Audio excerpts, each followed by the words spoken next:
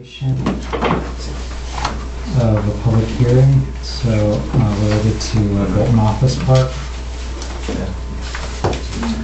In accordance with Massachusetts General Laws, Chapter 48, Section 11, notice is hereby given that the Bolton Planning Board is holding a continuation of a public hearing on Wednesday, October 8th, 2014 at 7:30 p.m. in the Board of Selectmen room of the Town Hall, 663 Main Street, Bolton, Mass. To hear and act upon the application of Condyne Capital Partners, LLC, 1150 West Chestnut Street, Brockton, Mass. 02301. The initial public hearings were held on July 30th, 2014 and September 10th, 2014. The applicant is seeking a special permit for a proposed assisted living facility to be located at 580 Main Street, also known as Bolton Office Park, identified on Assessor's Map 4.C as Parcel 24 in Bolton's Limited Business Zoning District. John, I'd like to recuse myself from this part of the meeting. Okay.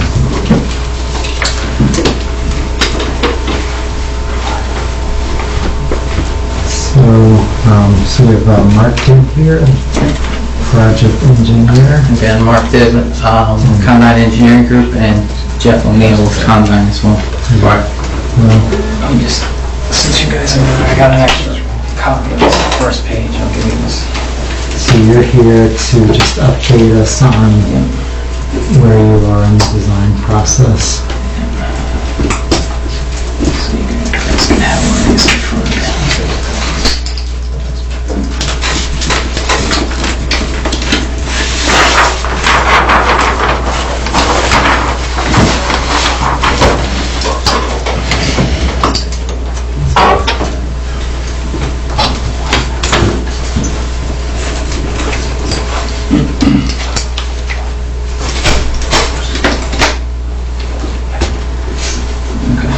So at the last meeting, we did have a site visit prior to the meeting with the planning board itself, and we went through, at the meeting, we went through some of the concerns that the public had, as well as Erica's letter that she submitted.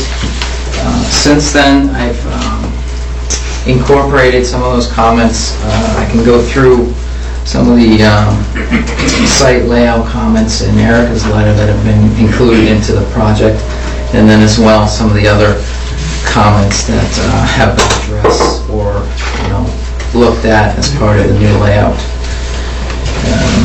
I'm actually just going to take Erica's letter and we'll start for now, right, just for the plan changes on the site layout comments. Number 4 was to update the plans with ADA ramps and signs, dumpster, outdoor lighting structures, mechanical equipment, and fire cistern. On the plan, we've added those components. I'll give you my sheet here.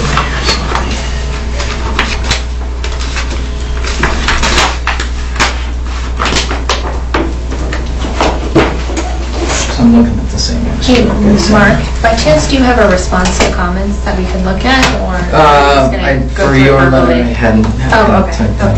So,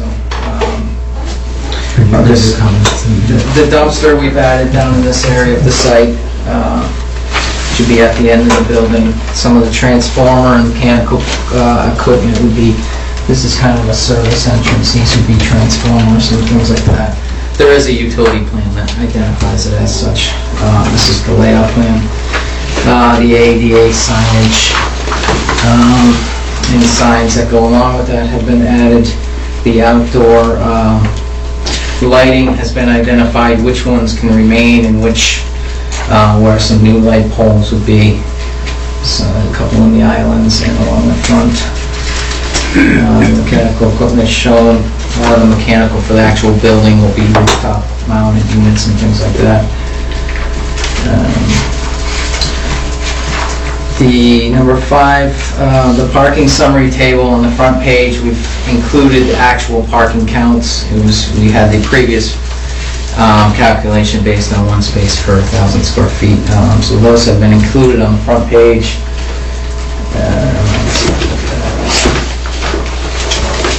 So basically, existing is 403 total parking spaces, and for the entire project, so both the office building and the assisted living building. And afterwards, it's actually a minor decrease to 398. We do still need to keep a certain ratio for the office building, so that's why we still have that additional parking lot out in front of the existing building, so we're still incorporating that as well. The number 6 was regarding total lot coverage. That's been added.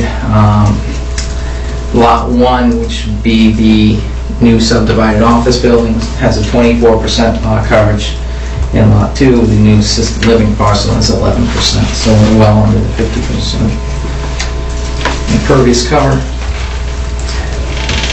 The dumpster and mechanical equipment location I've already shown you. We have added a bicycle rack. Let me go back to that page now. In the proximity of the new walkway that we'll get to, there's a bicycle rack added right here that would be usable for the facility. The landscape plan has, the next one is 1 tree per 10 parking spaces. There's a number of new trees from the landscape plan, and it well outnumbers as far as, I mean, we actually don't have any new parking spaces. There's over 15 new trees on the landscape plan. So that requirement is there, is that in the parking area or adjacent? It's in the parking area, so every 10 spaces there should be a tree. It's a shade tree, yeah. Yeah, actually, I don't have one for you, but we've moved some of the trees to that buffer between the manor and this parking lot, so it's 4 there and as well as 3 there. And again, so given that we got actually 4 trees for these 20 spaces. And so can you show us here? This 4 proposed along this buffer between the parking lot, and there's 3 in this area, and then out that way there's another 5,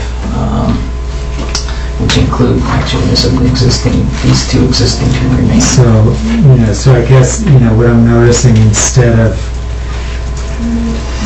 you're doubling up at the ends rather than having 1 tree at the end and kind of 1 in the middle. Yeah, we're actually beyond this area and the area up against the building. These are existing, relatively mature trees that will remain. Are these mature that are coming in here, acting as a buffer between the well, they're proposed, I'd have to dig into, they're proposed 3-inch, let's see, QR, my trees. Sounds like a red oak. Red oak, 2.5 to 3-inch caliper. What you were looking for, you're looking for kind of a delineation between those 2 buildings? Yeah, I think that was one of the ideas, but I think the requirement for a tree for every 10 parking spaces is that, not that it's on the edge, but that it's within the parking area to provide shade and, to make the parking lot, a more pleasant place. So just, that would be my comment, so.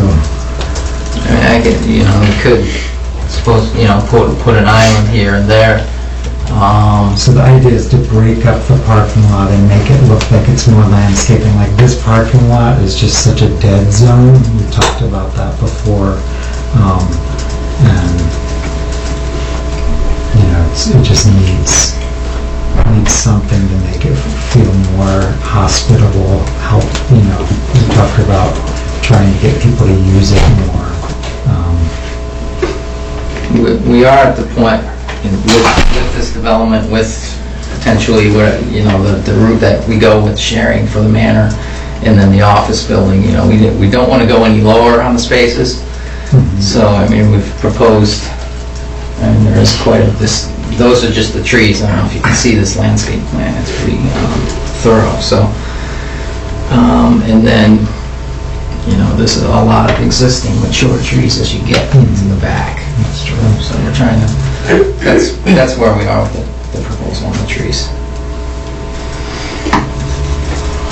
I did realign the entrance driveway. We're keeping about 2/3 of that median island versus the previous proposal had wiping the whole thing out. So 3 out of the 5 trees essentially through that island being maintained. Number 11 is about the sidewalks. We have included a major sidewalk through the entire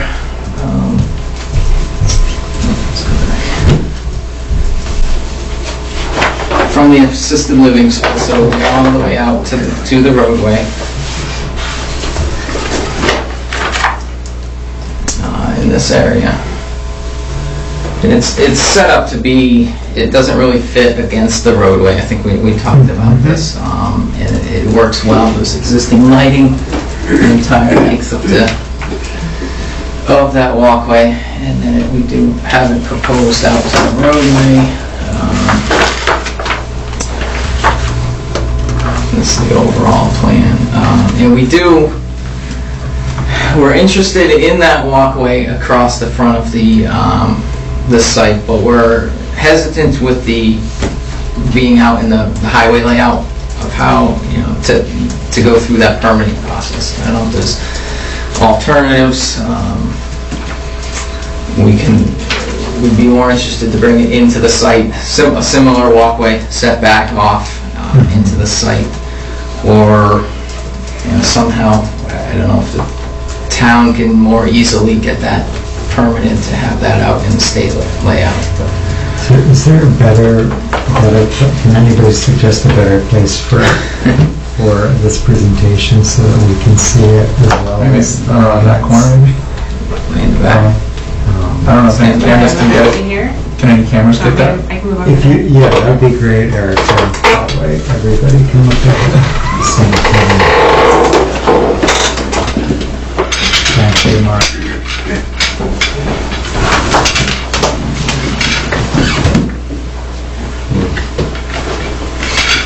Are we going to push down and get Erica back in on the car, or?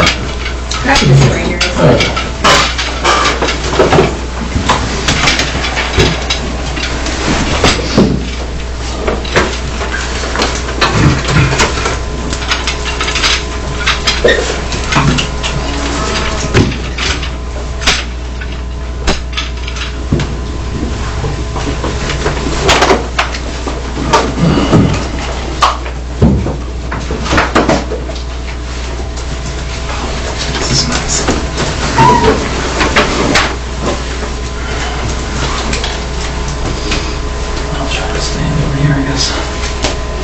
Talking about the sidewalk along. Yeah, right now you can see if you put it along Route 17, I was trying to illustrate that. This interior dark line is the property line, so we're basically trying to propose the walkway out in the state layout, and that can create some challenges getting that permitted. And right, so that would be great to see a sidewalk because we know inside your property line. So we could, and it would come over to the edge, 'cause as we've discussed before, the other sidewalk, it does end. We can even bring that in and come across with appropriate marked out crosswalks and things like that. So your comment is, from a permitting standpoint, it's a lot easier if we pull it back away from the road. Correct. I think it has better appeal, and it's just good access that way, in my opinion. I think it's actually safer too. Sure. So that's, and then I think we talked that this is the full scale drawing. You can see the rest of the walkway out that you can see on there. Number 12 is regarding the 18-foot wide gravel drives. I think we've shown pretty good access to all those driveways out to the back field already. The utility plan, I'll turn to it, but the existing electric actually comes in the back, and it would most likely be picked up from there and brought over to the building.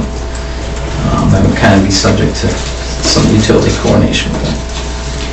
So, just in terms of the access to the public, to the community garden and the lacrosse field, can you just, start detailing how you're going to treat that surface? There is a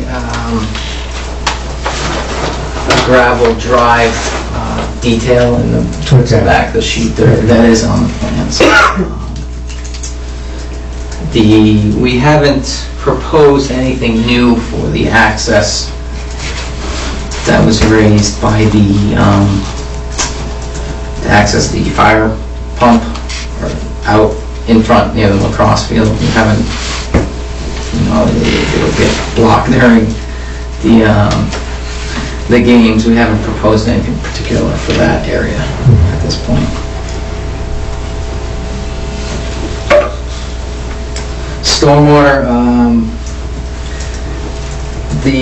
again, there's a consultant, Horsley and Witten Group is reviewing the entire project for stormwater in front of the Conservation Commission. We resubmitted, they provided a comment letter, we submitted beginning of last week, and we're going through, it's a very thorough review. Just kind of,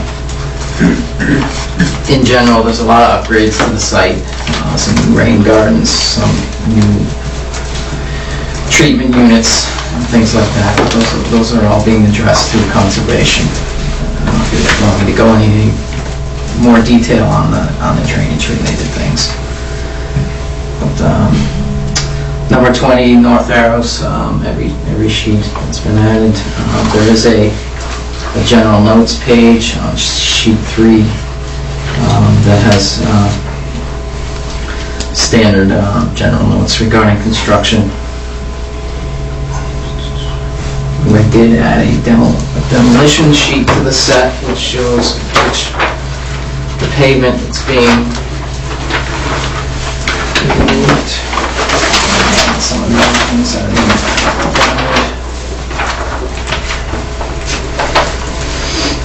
and all the catch basins that are being reconfigured. This is the area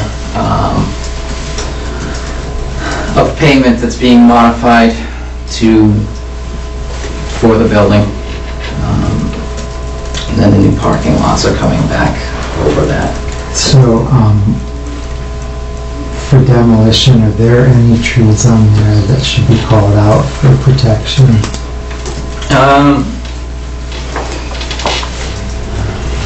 aren't going to be cut, but are... We could identify, there's some very nice mature trees. For instance, this one in between the walkway and the driveway. If you want to, we can call that out because it is in the proximity of some pretty good work. But basically, anything in this footprint will be. Yes, if you could just call out that there'll be some type of protection to the drip line to keep construction vehicles, equipment from parking or disturbing that area where the large specimen trees adjacent. Next was just to identify all the resource areas that that page is not the best page.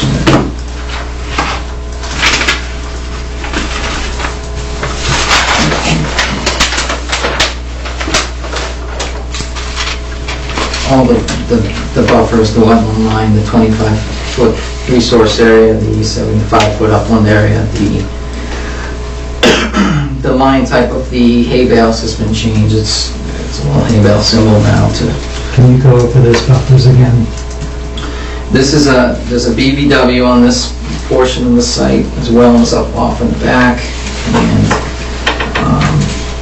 associated with that is a 25-foot wetland resource area, which is the 25 feet from that wetland line. And then Upland of that is another 75 feet upland resource area. Oh, where is the 75 foot? This arc. And Basically- Can we just look at that on the planting plan?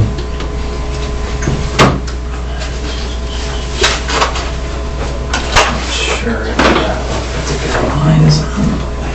Let's see. Has the wetland, unfortunately, the landscape plan does not have that, but it comes right along. The entire building is outside that upland resource area, so. So if you could just put that on the planting plan, that would be great. As well as the FEMA flood zones are on there as well. Identified that you're pretty far out from the proposal. And this dashed line here is the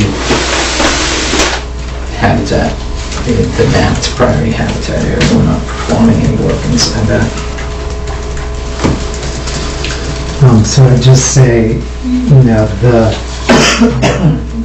I think I'd like to see more native plants on the wetland side of the building. You know, on the parking lot, on the front side, that's fine. Just because it is so close to the resource.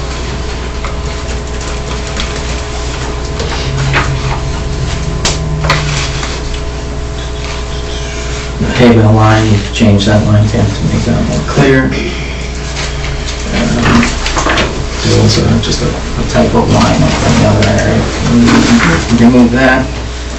Updated some site details. All the land, the tree planting details and landscape details are on there. Gravel access road, perimeter fence detail. Added the details. So those are the technical items that were part of Erica's letter.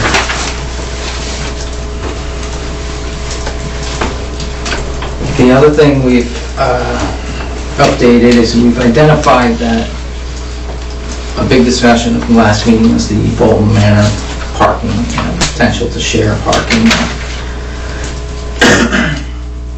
What we've done is we've identified an area for 15 spaces, and also basically we're willing to provide an easement in order for those spaces to be put in. Right now, we're not particularly proposing to build all the spaces, but we're providing adequate room to get the spaces, the grading that's needed in as part of this proposal.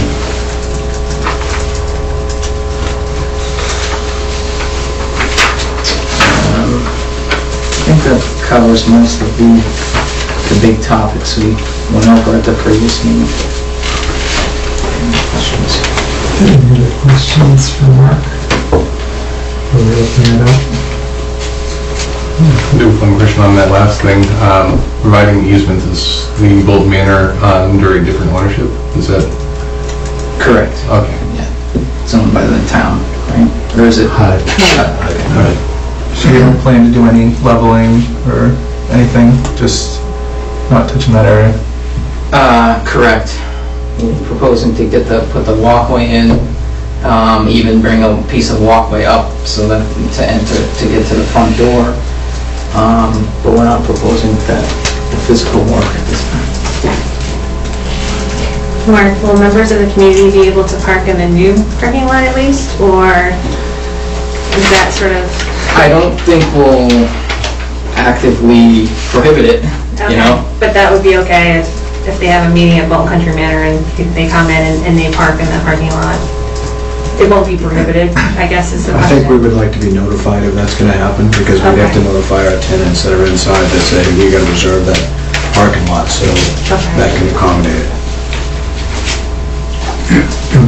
Can you talk about the little piece of sidewalk and it kind of ends there, the one coming up from the large park, down further, coming, a little squiggle there that comes up from the large parking lot right there.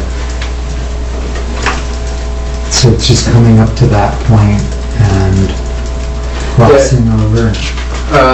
Yeah, because the road coming in would have an island, a turn island. There is this existing parking lot, or walkway, so it would tie into that walkway and then allow it to come around. It's what it's proposed with a crosswalk with ramps and all that. We'd have handicap access as well.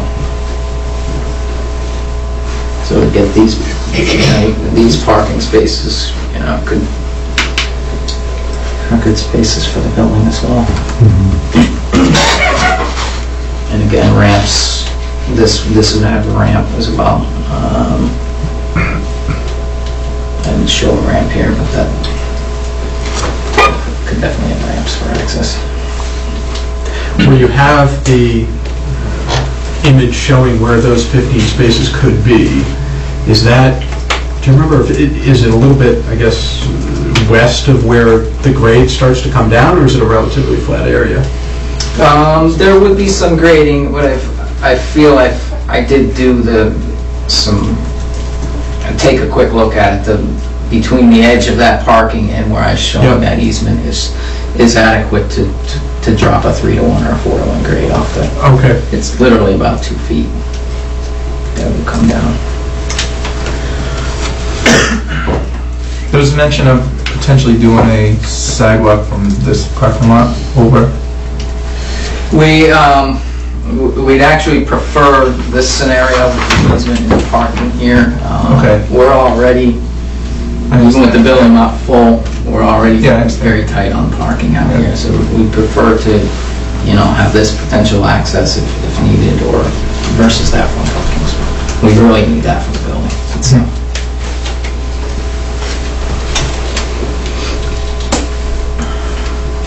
So we'll open up comments to the public. Pat Ben Settler, Council on Aging. I think it's, you've responded to almost everything we've asked for, and I really appreciate that, and I appreciate the recognition of the needs of the manor. And I also appreciate, if we think we're going to have a monster event, that we would, which we really don't do, but we'd let you know. And by that I mean using 5 more spaces or something like that. I honestly didn't understand, and I know this is all preliminary, would you propose that folks come into those spaces by going into the existing parking area and then going into that space? I mean, you wouldn't want people to go over the sidewalk. Correct, yeah. You'd come in, and then you just pull into space, similar to that front space. It would just be one nice big parking lot, basically. Okay. And the other thing we had asked for, and again, I know it's preliminary, if in your planning you could think about a senior daycare center, elderly daycare center.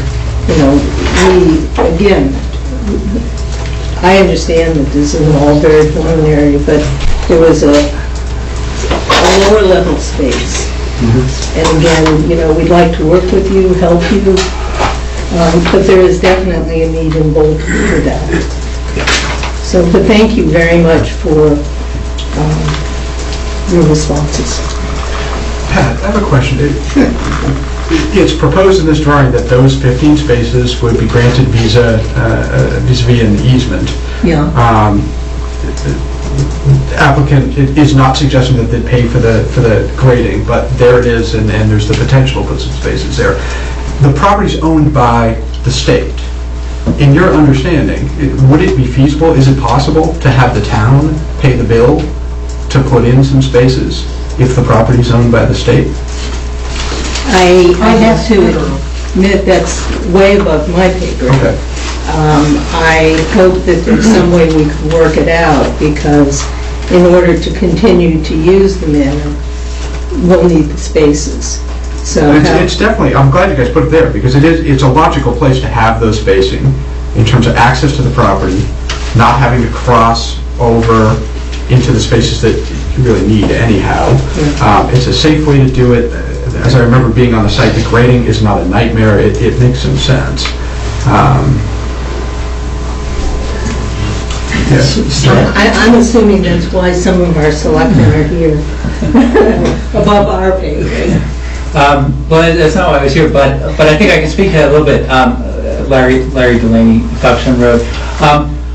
I think what they're proposing is to give an easement for that facility, but so HUD doesn't need to get involved in this. It would be... But it's an easement granted to property owned by HUD. Can the town... Well, it's an develop easement on land to benefit on somebody that. else's property? It's an easement to benefit that, but as far as the town putting out the money to actually do the paving for those spaces, I don't think there'd be a problem Okay. on that. Great. Excellent. Any other comments? So that would be maintained, those parking lot, those spaces would be maintained by the manor. Who's maintaining the parking lot now? I assume RCAP, which is the management company to the manor. But honestly, that's, again, something I'm not 100% sure of. And then if we provide an easement, we would probably, there's got to be proper indemnifications in there. If there's a slip and fall and we still own the land on this side, then we need to be indemnified through the course of, I'm sure there's an attorney in the room that they go up the chain. So, but that can be worked out in the easement agreement. So Pat, are you in communication with HUD? Massachusetts HUD related to this facility? Well, the structure of our relationship is that the Council on Aging actually rents the space we have from HUD, or from the building. That was part of the original plan by the town. We actually have no direct access. We're just a tenant, if you will. But we can certainly speak to the management company, and if needed, and I'd be willing to help, figure out who we talk to at HUD and how this all works out. The Bolton Housing Authority, I think, also might be helpful in this regard. So that would be great if you could work with Erica. So either it's the Council on Aging would be sponsoring that parking area, as a town entity, or, is it going to be some other, is it going to be HUD, Massachusetts HUD? So we can look into that. There's one issue, we didn't talk about the pond, not so much the access, but so the fire pond in the front. Do you have that on the plan?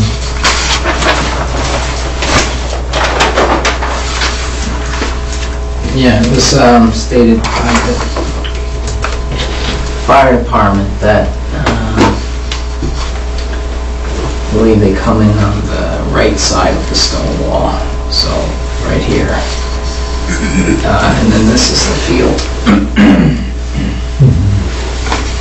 Right there. So when the game's on, the cars tend to park in front of here. We haven't particularly proposed any remedy on that. Just a sign by, some signage will do the trick or not. Do we have a letter from the fire chief about this fire pond related to? Well, I have an email exchange regarding Clinton Savings Bank, basically saying that they were satisfied with Clinton Savings Bank using this fire pond for fire protection. And the fire department does have concerns on, future maintenance of that pond, who's going to sort of cover that funding, whether it be the town or if it's, some type of maintenance agreement between all the developments that access and use that pond. So that'll be figured out, I guess, down the road. Right, so, just if you can put that on your agenda as kind of a shared responsibility. It doesn't look as if that pond's been cleaned up in a long time, so. The reed area that you referred to last time, I believe, that you feel is kind of cluttering is actually the flood area for the 100-year storm. The pond itself is very adequate for the building needs and the property needs as is.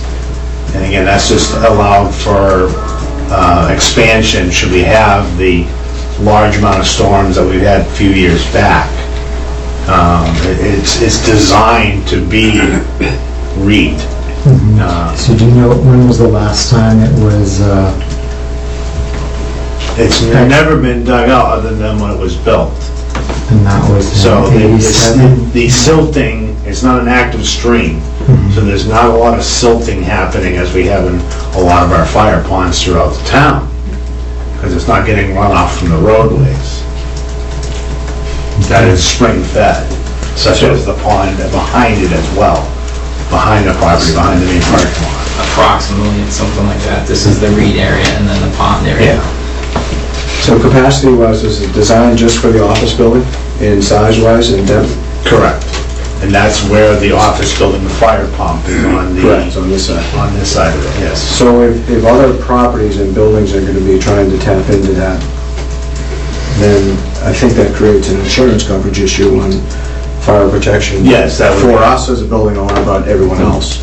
It's Yeah, gonna be for there as well. the new building, for the assisted living building, if your intent is to use that as well, and then again, if Clifton Savings Bank or somebody else, another piece of property is looking to utilize that, again, the gallonage would have to be calculated for the fire load, for all the buildings affected. So how do you use these ponds?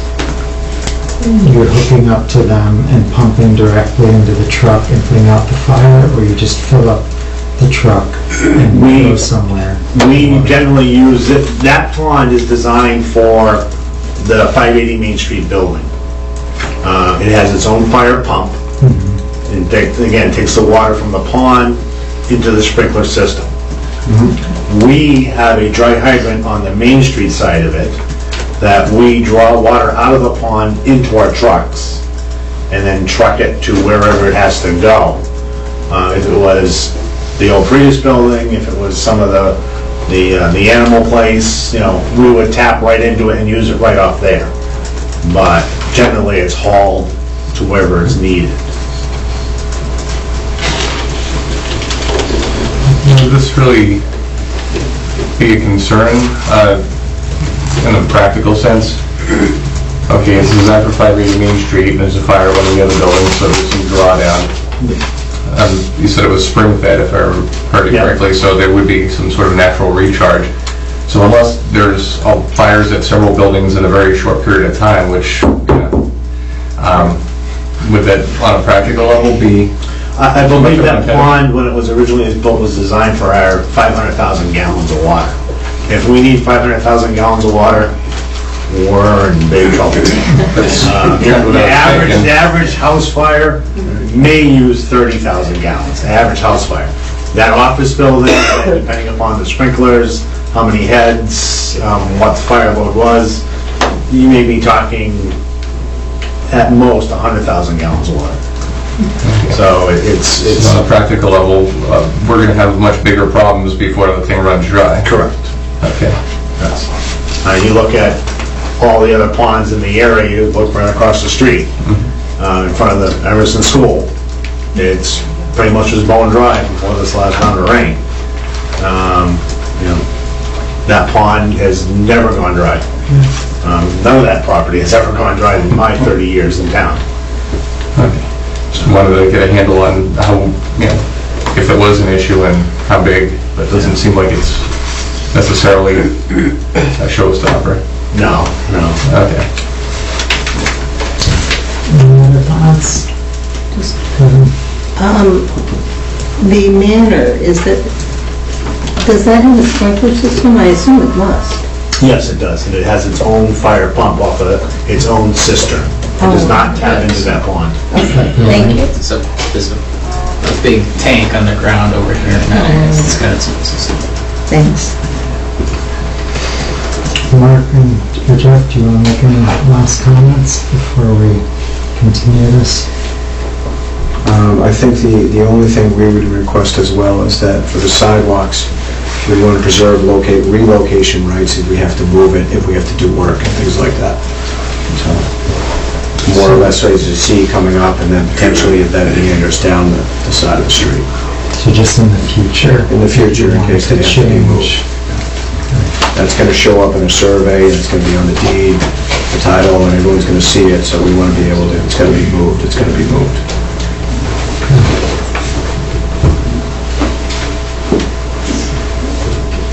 Anything else, Mark?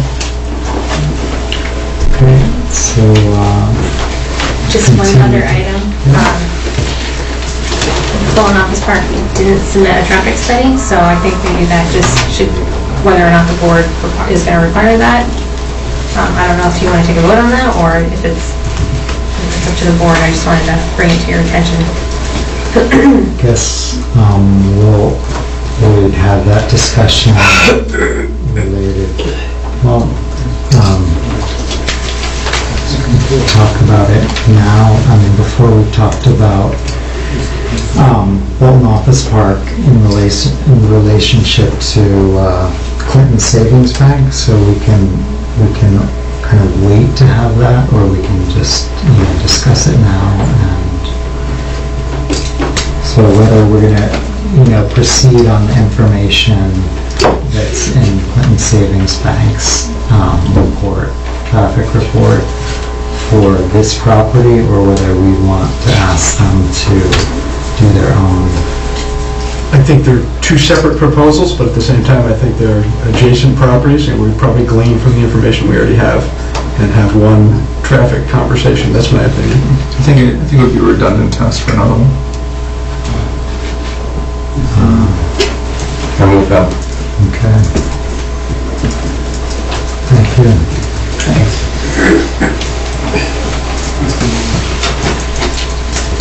So should we have a motion to continue the hearing? Yes. Well, why do we need to continue it? They just submitted their application for design review board, so that they need to go through that process. Do we have a date or to be determined? No, our next meeting is October 22nd. We have nothing on the agenda at this point, so it can be 7:30 again. I'd make a motion to continue this public hearing relative to the application from Condyne Capital Partners LLC to the date of October 22nd, you said? Yep. 7:30 p.m. Second? All in favor, say aye. Aye. Any against? So just a quick question, so the design review board process has to be finished first before, or at least started, or how does that? So we would be waiting on the report. Before you can make a final vote. Is that right? And that's, that's part of the process. We want them to go through it fully, come up with a report, we review it with them, and then Where's the design review board currently with the plans? they were just They just got the signed. last meeting. Does the design review board makes one whole entire report based on that? It's not meeting after meeting that's there with them. I'm trying to find out how do we get to closure, so we're gonna get design review board first, but can they go to a second hearing, or how does the design review board work in that process? Good. The design review board, it's just a meeting, it's not a hearing. Okay. So now that I have the application, I'll go ahead and contact the board and schedule a meeting. And how we did it with Clinton Savings Bank is Clinton Savings Bank came in and they presented the project similar to how you presented the project to the planning board, to the design review board, and then they basically make their comments and prepare a report for the board. So. We're pretty quick. It's not going to be 6 months. Definitely not. Okay, thank you. Thank you.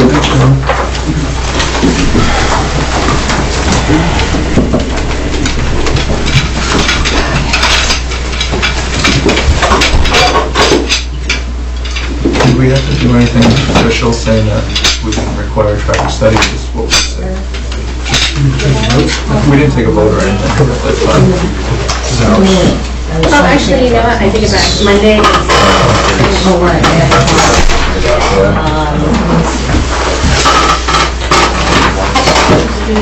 I can come in the afternoon. So when they come in, just reviewing the design review board, because we pretty much asked all our questions, we're not waiting for anything else to say. I'm a little confused myself because I thought the property was owned by Bulk Senior Housing and that HUD actually financed the project when it was constructed. So I'm a little confused on who the owner is. It's a non-profit entity. It's to the government. So, So I'm going to continue our hearing on the second office part. just going to motion to the space continue on scenic road here and contact. So we make a motion to continue, so. So I could really... So, I'm going to open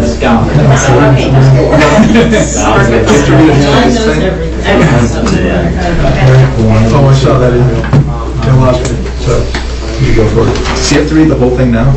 Take the savings bank, then make a motion. Unfortunately, yes, because I accidentally scheduled both hearings at the same time, so... Can you read the rest? We can pay 30. Yeah. How are you?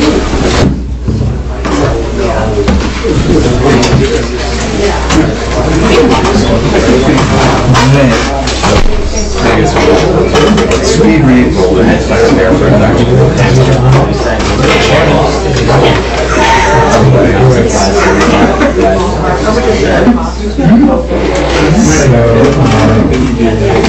Well, actually, this morning I was, big one, 2 hours. It's about 45. Yeah. Zoom right in.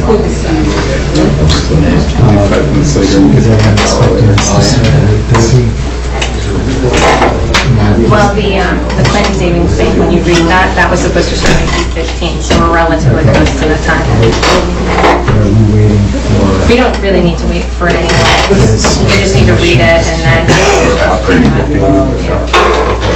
In accordance with Massachusetts General Laws, Chapter 48, Section 11, across the board.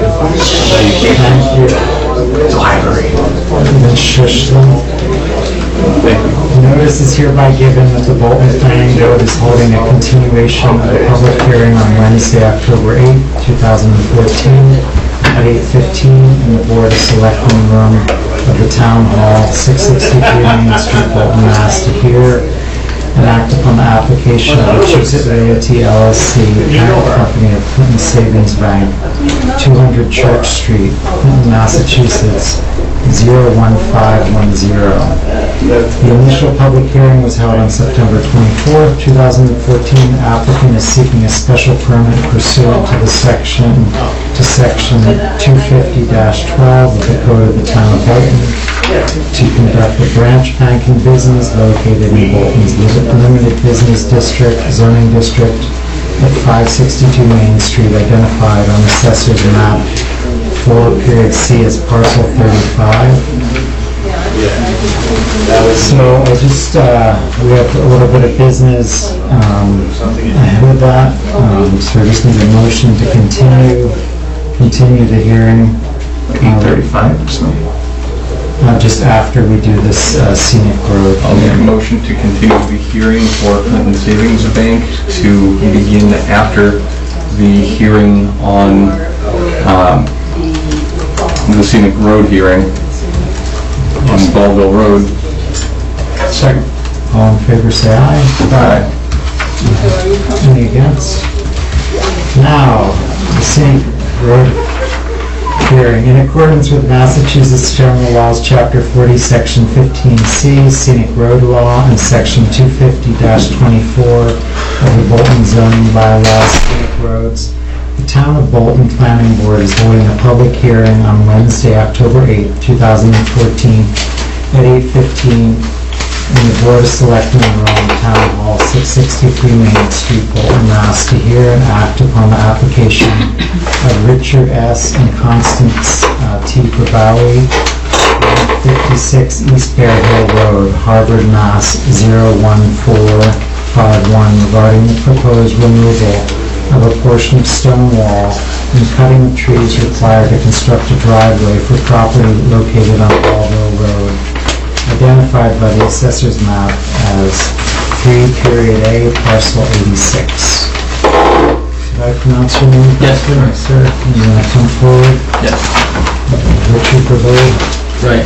So, Richard Grabowski, 156 East Bell Road, Harvard, and this is about putting in a driveway, as aforementioned parcel here.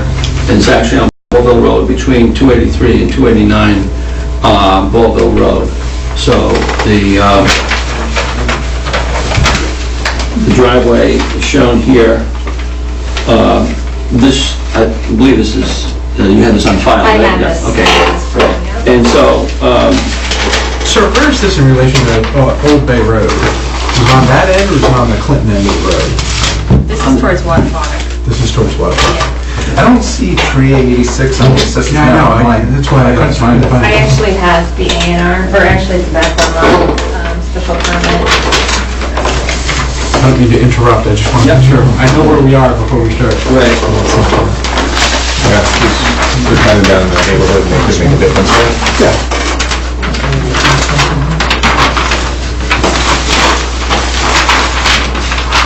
So I think originally this is one lot here, and then it was subdivided. This is 86, this is 85. And then this is an easement for a common driveway.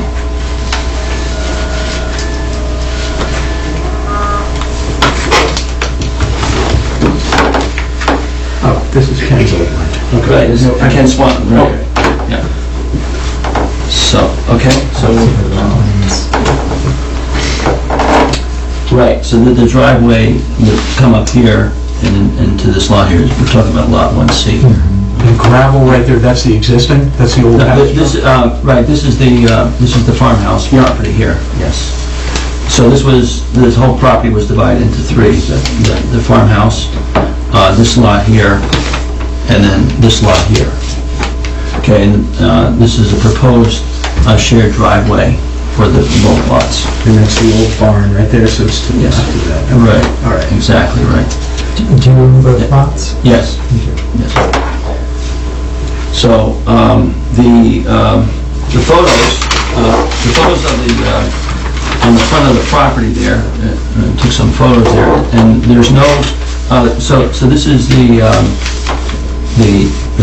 this side over here. Gotcha. With the telephone pole here, and then this is the one closest to the barn, so over there. And you can see there's no, so this is the center, okay, the right-hand side, left-hand side, there isn't a stone wall, so. Right. And that driveway to the left, that's not your property? No, that's a 289. I got you now, okay. Yes, correct. Actually, Richard, I went and visited the site yesterday, and Yep. I saw that there was no stone wall. Right. And I also noticed that I don't think there's any trees within the road right-of-way Right. that need to be cut down. Correct. So Yep. technically, I don't think the planning board needed, there's no need to give a written consent on this particular project. And I actually verified with the tree warden as well. I sent him an email and the pictures, and his recollection was the same, so. Appropriate to close the hearing then before taking comments? Let's move. Yeah.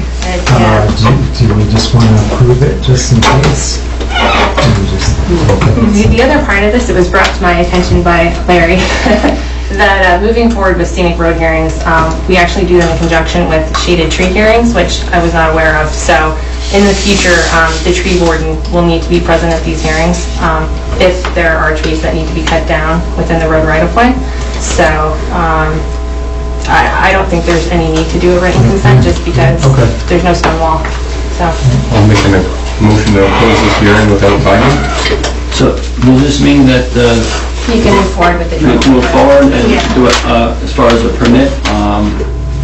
So So once you submit that application, Okay. basically all the departments sign off on it. Yeah. Okay, so, and this will be recorded in the notes here that. Yes. Thank you very much. Second, John, any questions? This is your, All in favor, say aye. Aye. Any against? okay, thank you. Thanks for coming in.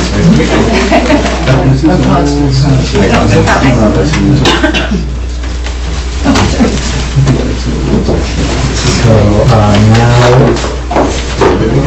now we go back to, our hearing.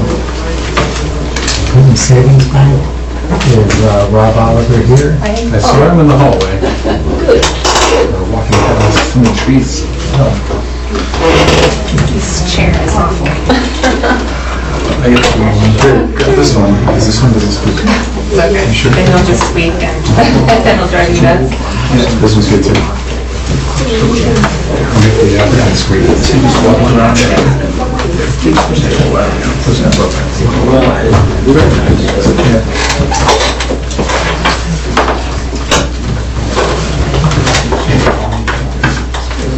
Sean, can you see if they will come in? Thanks.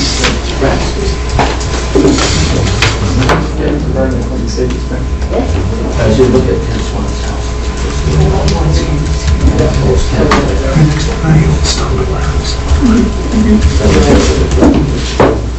Thank you, John. So do you want to do the same setup as we did before? That worked well. Mr. Tillman, morning.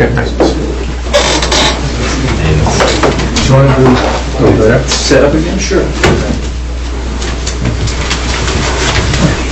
Speak your mind.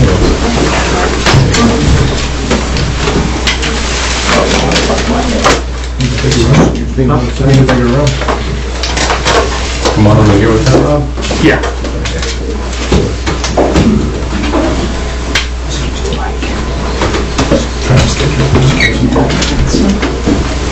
What's it?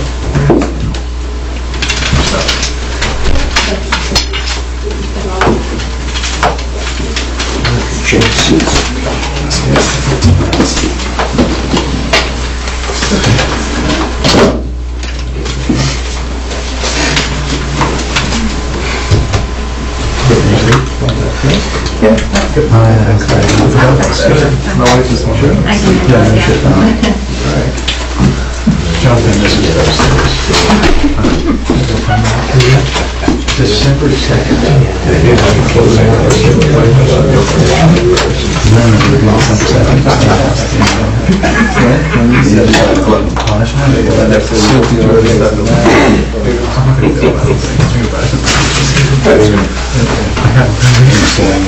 The house is being sold by 23rd. I'm looking at everything. So you have to make a decision on where to yet? I got one idea. It's not for us to do. It's not on the market. So this is a continuation of hearing for Clinton Savings Bank. Do any of the representatives want to update us since the last meeting? Is there any information? I might be able to address that a little bit, Mr. Chairman. Town planner shared with us a list of items that we had some concerns with. And if I could address some of those. The sidewalk issue, we indicated that we would put a sidewalk in front of the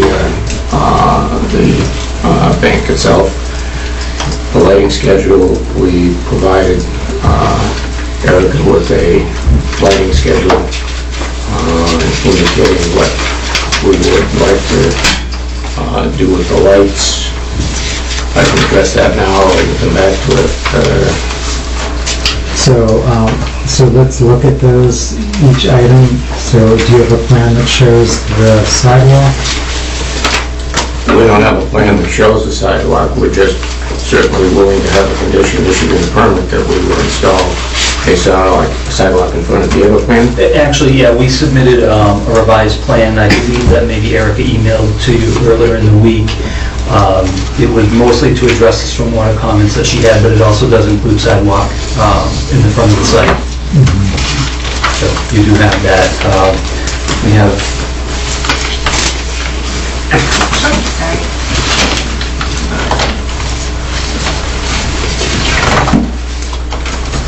Good, so we'll go back to the lighting. Okay. So there are two sheets, I think, in your thing. One kind of shows the hours of operation for this new branch of Clinton Savings Bank. So it's Monday through Wednesday.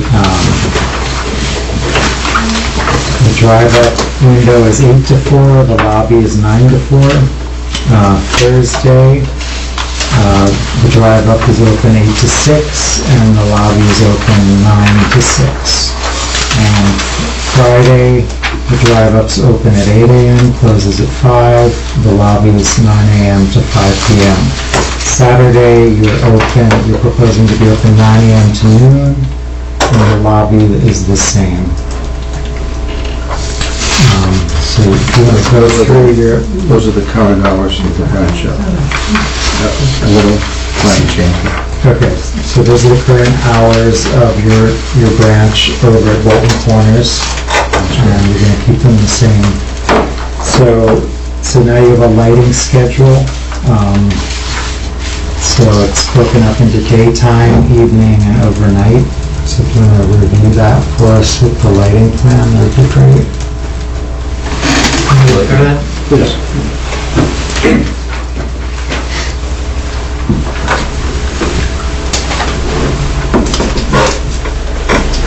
I'm Christian Klein with Approach Architects. So for the daytime, the pole lighting, which is the lighting for the parking areas and the driving areas, those will be off. The lighting that's under the drive-up canopy and that's under the entry canopy, those lights will be on.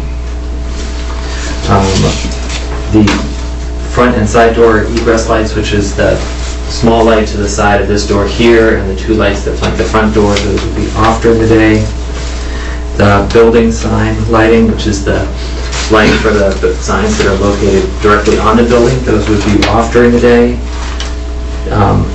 And the yard sign, which is out here, that would be off during the day. The drive-up signal lights, which are the lights at the front edge of the canopy indicating which lanes are open and closed, those would be in use during the day. And the lights on the ATM surround itself, those would be on during the day. In the evening hours, all of those lights would be active. So those would all the lights. So can you be more specific? What are daytime hours? So is that hours of operation? That's correct. Okay. That's correct. So evening would be after the lobby and the drive-up are closed. So include the tail end of the daytime hours, obviously in the winter time when it's darker earlier. That would be, it'd be coming on at 3:30 or 4. Possibly. And then the overnight hours, the pole lighting, the south, which is the lights that are in this area here, those would be on. Can you just point out all the pole lights for us? Sure. Are there 5 or 7 of them? So there are 2, 4, and 6. So 1, 2, 3, 4, 5, and 6 pole lights. So in the overnight condition, these would be on because these are the ones that contribute to providing the security lighting levels within 50-foot radius of the ATM. These two in this position would be dimmed so that they are still providing a low level of light to the driveway, but not so bright that they are providing the full level of brightness because we're not using the entrance during those hours. The drive-up canopy lighting, the lighting under here would be on in the overnight condition. The lights here under the entry canopy would similarly be dimmed for security so that people can see if there's someone here, but not so bright that it's, because we do not want people moving in this direction because that entrance is not in use overnight. The egress lights that flank the front door, those would be on in the overnight condition, much like any other residential home would have lights on at the front door. But the side light here, at this door, would not be on in the overnight condition. The light on the yard sign would be on out here at the street. So because we are conducting business overnight, we do want to have the sign that is closest to the street visible for customers to find the location.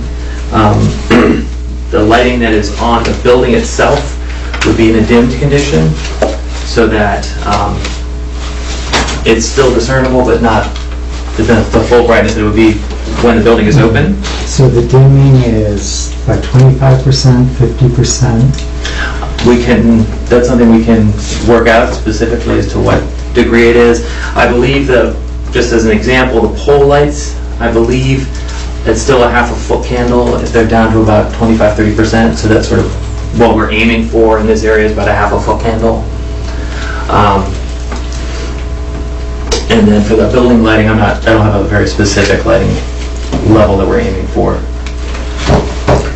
So define evening for me. So the evening hours, what we're proposing is essentially from just before dusk until 11 p.m. And then at 11 p.m. we would switch to the overnight condition until the morning. And then just to finish up, I'm sorry, on the overnight, the last two is the light on the ATM surround and the signal lights for the ATM, those would remain on as well in the overnight condition. So after 11, can you show me which pole lights would be on and which would be off? So at the rear of the site, 1, 2, 3, and 4, these would remain on, and these two would be in the dimmed condition.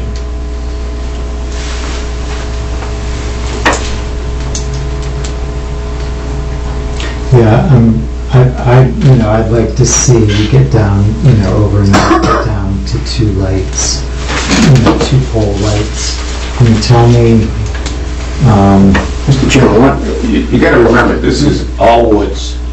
This is a dark area in here. These people are driving in here, and if I'm driving in there, never mind if I'm an elderly person or a woman, I'm concerned about my safety, and I don't think that these lights should be off completely overnight.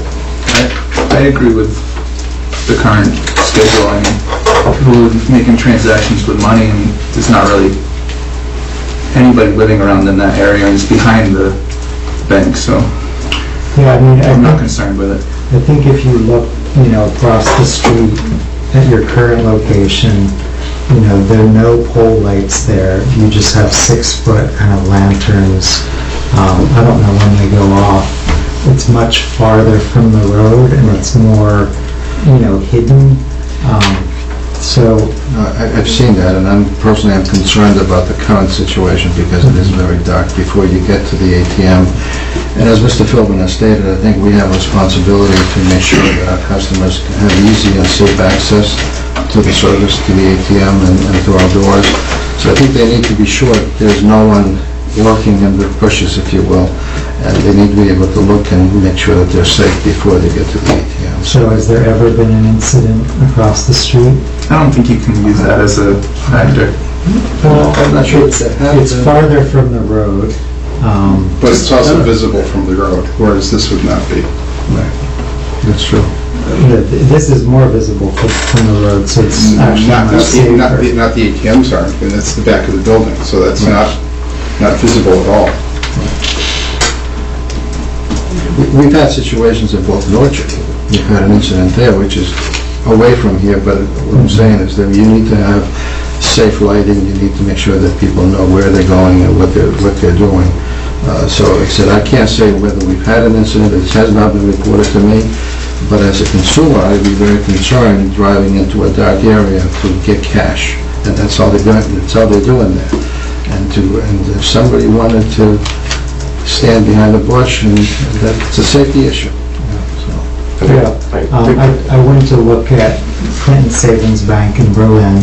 You know, that's like a flagship bank branch of yours. It's on a very, busy corner. Yeah. With the mall and the road to 495. And again, that Berlin's a similar town to Bolton in terms of, the rural character. And there again, I think you have, three small lanterns in the parking lot. So it's, it just seems like this project's a little bit overlit, and keep in mind though, in Berlin, the road is right there. The ATM is very visible from the road. You're probably talking 25 feet from the road. So if something were to happen at that ATM, it would be very visible from the road. It wouldn't be any issue. It's not surrounded by woods either. Yeah, right. Exactly. yeah, I mean, I guess what I notice is that, when the lighting's there, it gets used all the time. So I just think, having, five lights on overnight. Who are you worried about inconveniencing with the lights? Well, I think it's, one thing, I just, Bolton's not a 24-hour town.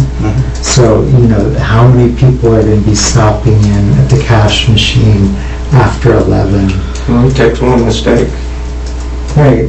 It only takes one mistake, but I just think, you're erring on the side of brightness. And then the other thing that I think is really important to consider is, this is the Village Overlay District. There's the potential that we will have people living close to this. There's also the 40B on Sugar Road, which is right behind Dr. David. That's going to be 35 houses. But we're talking about already dimming those lights. It's not like they're going to be at 100%.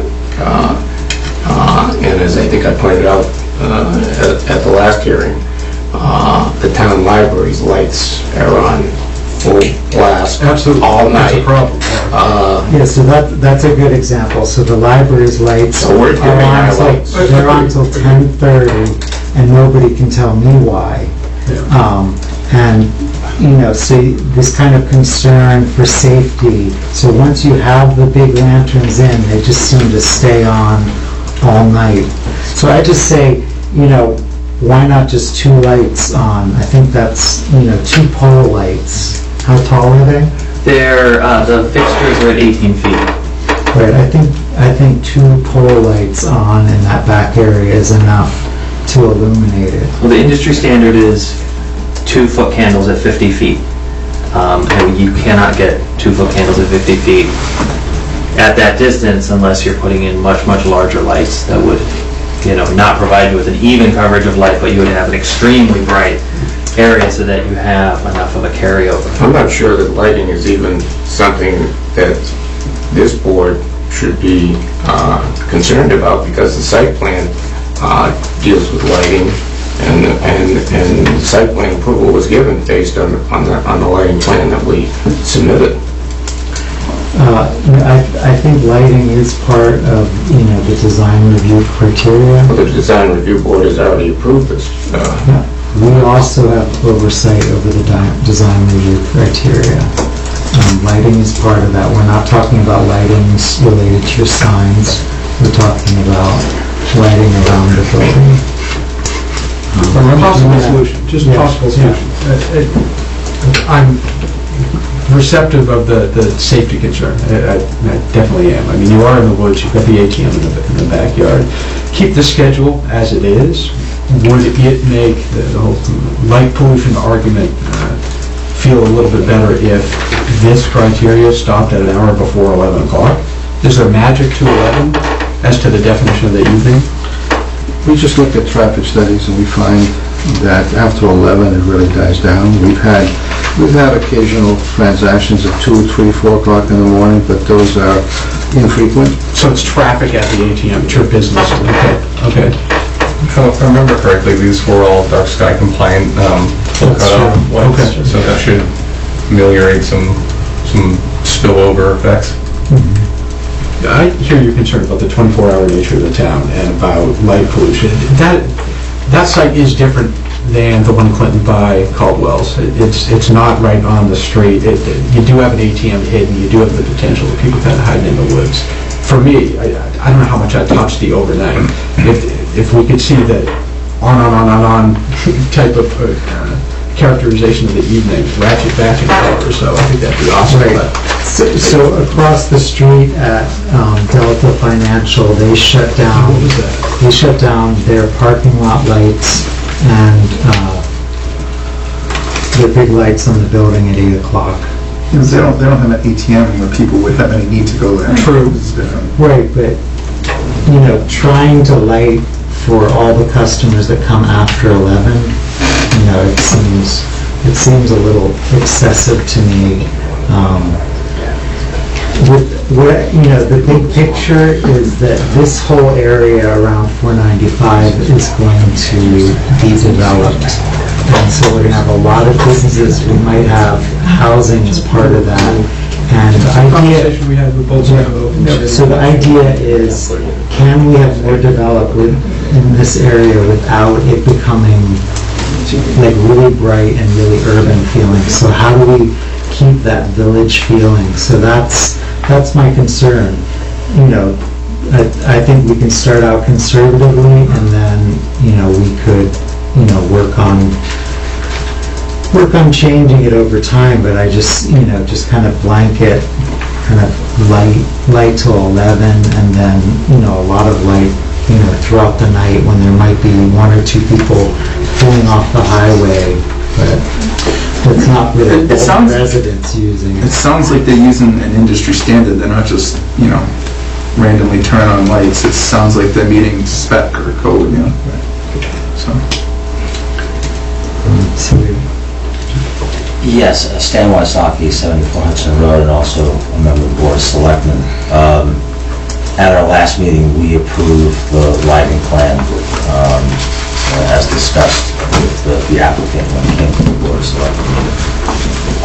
I'm not quite sure what problem the chairman is trying to solve, since there are legitimate concerns about safety. There are certain standards that have to be adhered to. Currently there are no residences anywhere near that building. The lighting is designed to protect anyone who comes to that bank, because the ATMs are in the back of the building. And I do want to remind the audience that the chairman has used the library as an example repeatedly, and the library worked extensively with Mr. Keep and spent considerable sums of money to change the lighting plan to try to accommodate him. So I think that's a poor example to use, but the bigger issue is what problem you're trying to solve, and I don't see it as a problem, and I don't think, again, there may be, or there might be, or there possibly might be something in the future. I think you need to act on this application.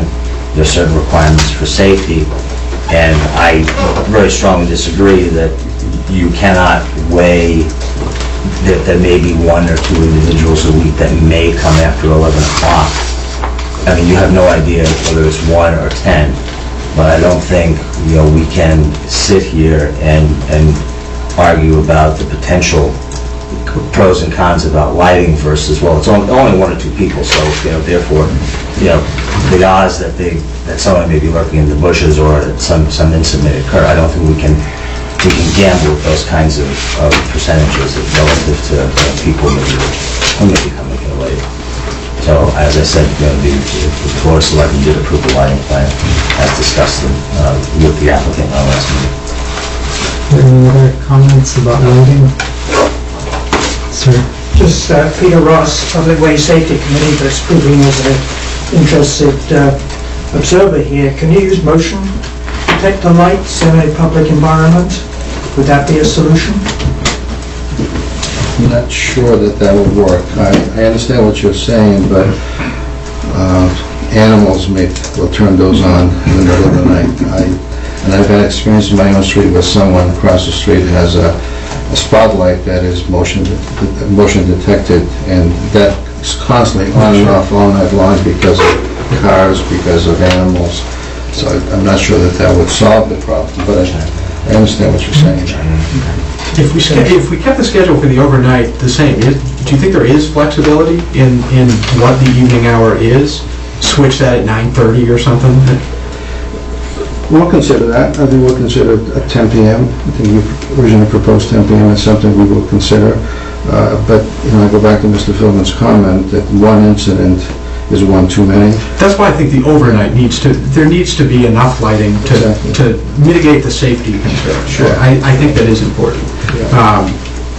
But Yeah, so, I guess you're proposing that the overnight schedules start earlier. yes. And, maybe earlier than... We can probably live with that. It could be a solution. I mean, the concern is ambient overnight light. It's not a 24-hour society. The library is a terrific example. It's a terrible I would problem. suggest that we probably would be willing to make 10 o'clock the dimming hour as opposed to 11 o'clock. I think that's very helpful. If that would demonstrate the bank's good faith to be a good citizen, so to speak. That's helpful for me. Would the board like to take a vote on the lighting schedule? With a modification of 10 o'clock? Just so that we can move on to a different topic? Sure. I'd make a motion that we modify the evening schedule to end at 10 p.m. instead of at 11 p.m. Second. All in favor, say aye. Aye. Any against? Great, thank you. So, there were a few other issues. I think the plantings, there was a plan presented to Erica that showed that the suggestions by the design review for an increased planting around the propane tank, I think that has been submitted, and it's up to Erica to confirm that, but Yeah, I reached out to the design review board and Michelle got back to me and said she's perfectly happy with the landscape plan the way it is, so. I didn't see it noted, but has tree protection been put on for the two front street trees during demolition and construction? To be honest, I didn't look at the plan that closely. Do you know? I don't know if it was specifically noted, but I mean, we're certainly happy if you want to use a condition in your approval to protect those trees. Yeah, so, we want fencing up during demolition and construction at the drip line. That's fine. To protect the two trees in front and, probably that third tree there, the large tree. So, we also had two other issues. One was related to a review, hiring a consultant to review the traffic study. And the other one was the sidewalk that would connect this location across the lacrosse field and would connect to Bolton Office Park. That's something, in terms of the sidewalk, that's something the board has discussed. We think it's going to be a good thing for you in terms of the workers at Bolton Office Park as well as the residents at the residential treatment, Bolton Manor, as well as other pedestrians in town. So, that was one issue. Talk about that. So you said you're willing to put a sidewalk in front. What are your objections about linking your bit of sidewalk with, the larger public? well, I don't know that we should be required or asked to solve other problems. First of all, sidewalks well, it might be a good idea. You're going to eliminate the parking for the lacrosse field that people currently park along 117 while they're watching their kids play lacrosse. That sidewalk would be right in the middle of that pull-off area. And there's no signs up there right now that say you can't park there, and people do park there. And I don't know whether a requirement for off-site improvements is an appropriate condition to impose on the bank. So part of the design review requirements, and I should just do a little preamble, the design review bylaw was passed in 2012 at the May town meeting, and that kind of added detail to items that were, part of the special permit process, but it spelled them out in more detail. And so, as part of the landscape component of design review is the idea of connecting to other areas in town. And so you're a bank and you're close to a big office building, and you're also close to a senior living, the Bolton Manor, and then assisted living. So we have members of those communities who are in wheelchairs, and they are driving along the road. I think if we join the sidewalks, it would allow them some measure of safety, and it would also allow them to use your bank. So I think there's, a really good argument for your business, but also as, as a corporate citizen of Bolton, to take that on. I think it's a win for you, and it's a great gesture for Bolton. And I was going to say, maybe we ought to see where the rest of this thing is going and come back and visit that afterwards. After the traffic, we discussed the traffic stuff. I don't know what else you might have in your bag of requests.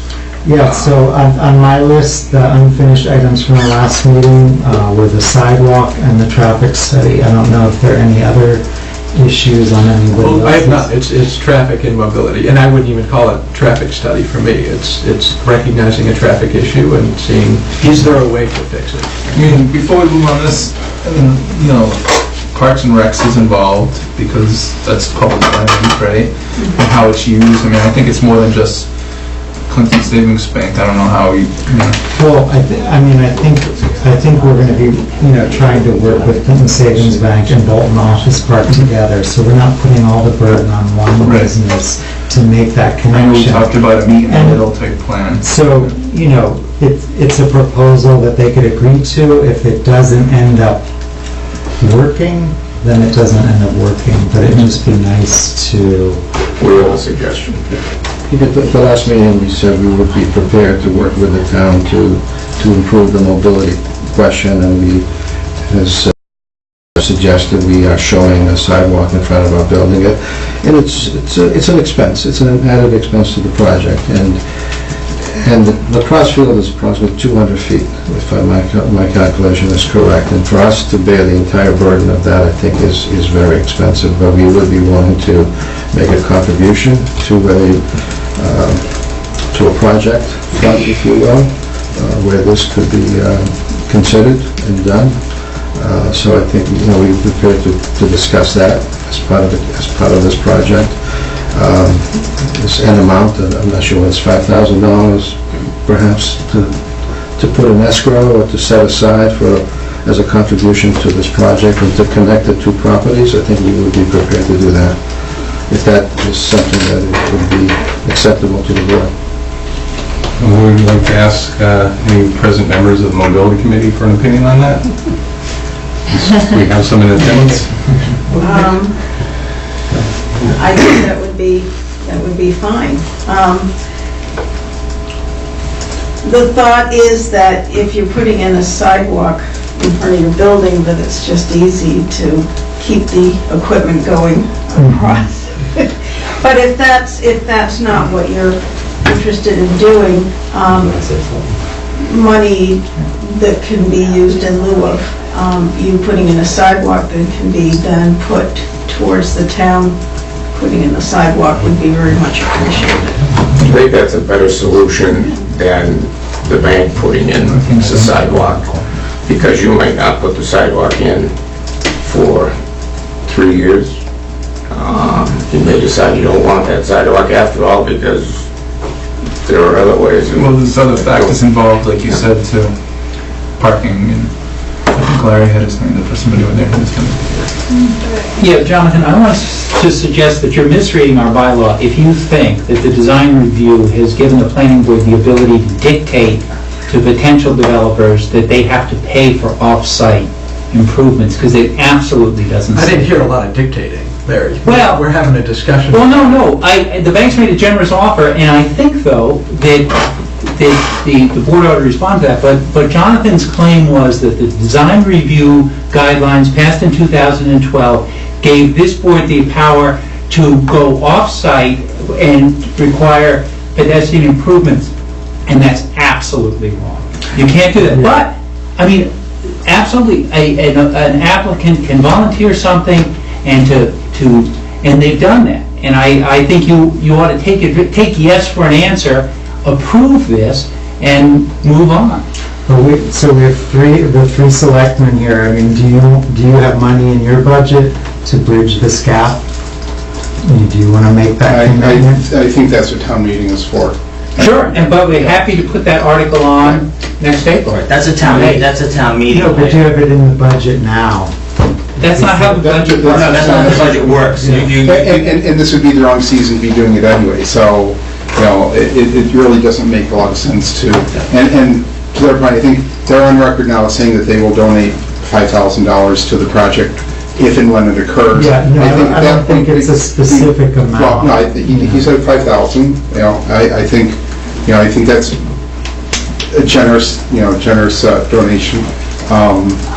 But I think we need to understand from Parks and Rec how that's going to impact the fields. I think we need to work with Harold to make sure that it meets up with what DPW needs, and then we need to make sure that it lines up with the schedule for the office park and assist living in that whole sidewalk that they were talking about there. Right. So it's not just, is it on our budget today? No. Is it something that town meeting should approve at some future, you know, when all the other pieces are lining up? That would be up to town meeting. Because that's something you have to appropriate. But to Larry's point, he's absolutely correct. You don't have the ability to dictate off-site improvements to some other parcel of land. Yeah, I mean, you can ask, but you the can't issue make it is a about requirement. connectivity, and you know, if you want to draft a memo and get town council to like say that we can't consider connectivity and how a project connects to its surrounding parking lots or schools or things like that, you know, go ahead.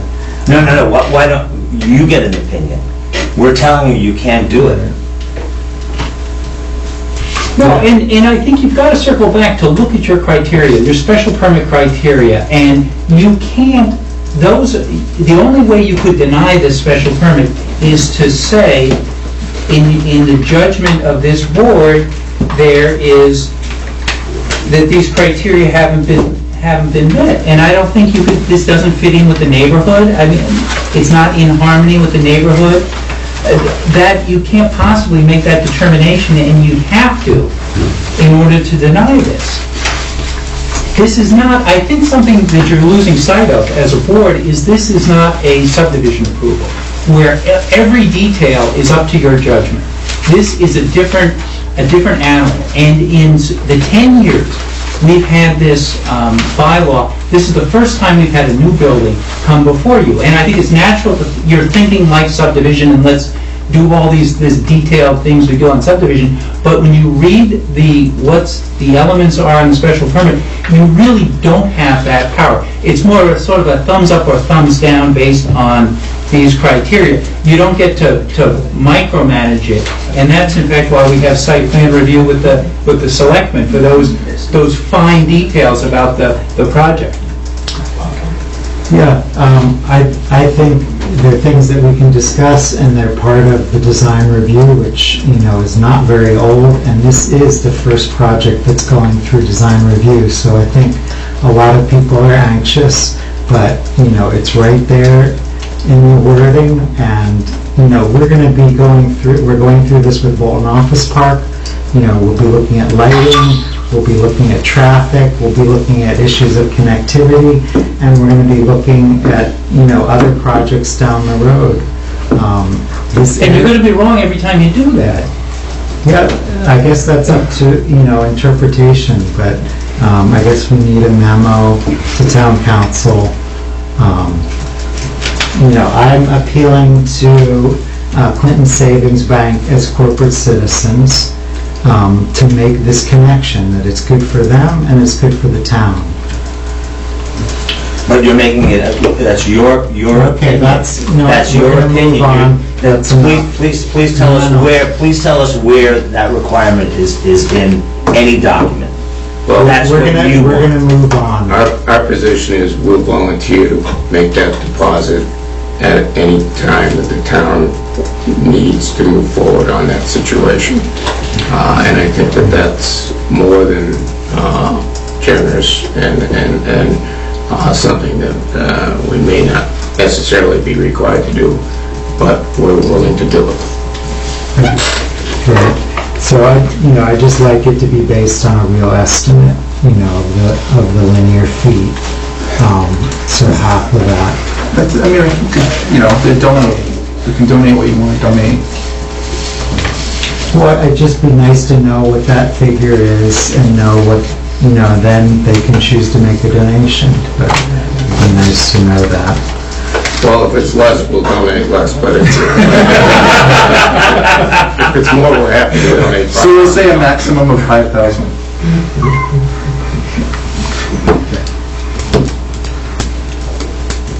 So let's move on to the traffic study and the review.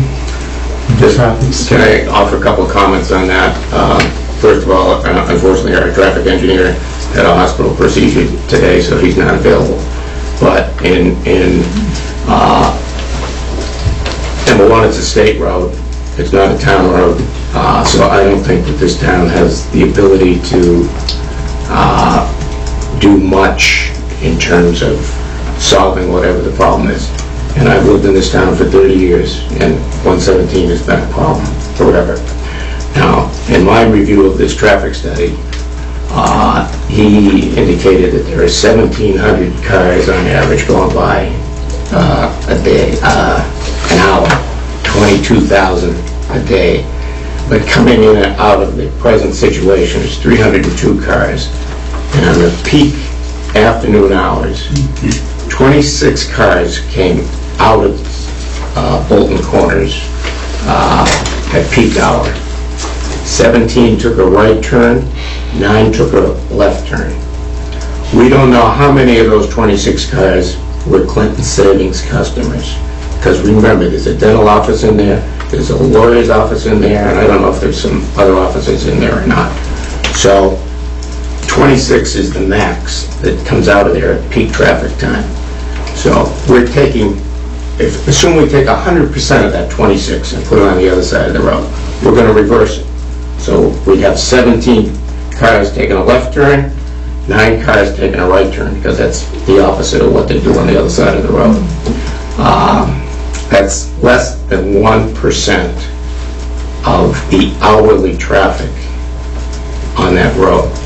So we're not introducing anything new to that situation.